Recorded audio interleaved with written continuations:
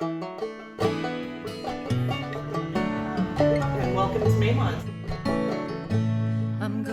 So I'm Krista Weatherford, and I'm the Director of Programming and Community Engagement here at Maymont.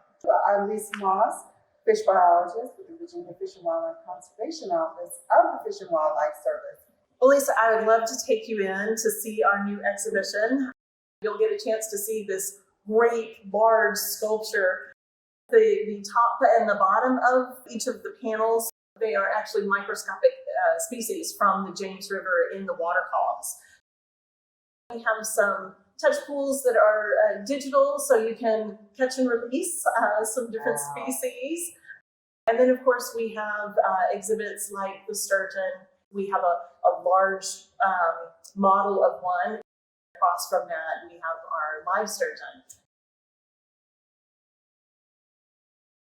Sturgeon is a keystone species, right? We have species, we have animals that are indicator species of what is the condition of a river and an ecosystem at large. If you do something for one, you're doing for all. This is a living relic. This is a dinosaur back from the Cretaceous period, and it really is a symbol of the resiliency and the determination of species that even after all of these years, these fish prevail. Having them here at Maymont, the sturgeon in particular, where we can look at an endangered species and say, this is on a trajectory for recovery. These are the successes. If people are collectively getting together and want to preserve this habitat, it's not just save the sturgeon, but it's save the whole ecosystem and all of the animals and plants that go along with it.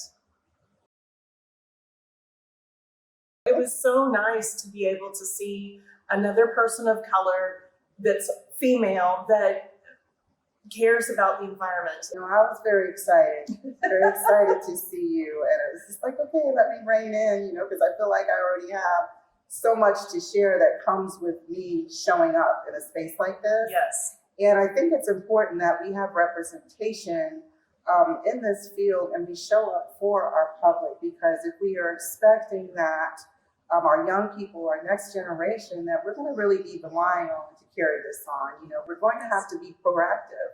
It's incredibly important, as you mentioned, to have that representation. There are a lot of us that are interested in being outside, having that recreational opportunities and those types of things, but we have to feel welcome. We have to feel like it's a place where we can be, and we're not going to be chased out of those spaces or feel that we are lesser in those spaces. It's about the narrative. Right. It's about the narrative that has been spun about natural resources and people of color. Even when I see language about, well, we reached out to this non-traditional group. Why is this non-traditional? We were here. We have a connection to this land. So why wouldn't it be a natural career choice for them if that's what they choose to do? I really like the statement that you made of you don't have to be an environmentalist as a career. All of us can be environmentalists.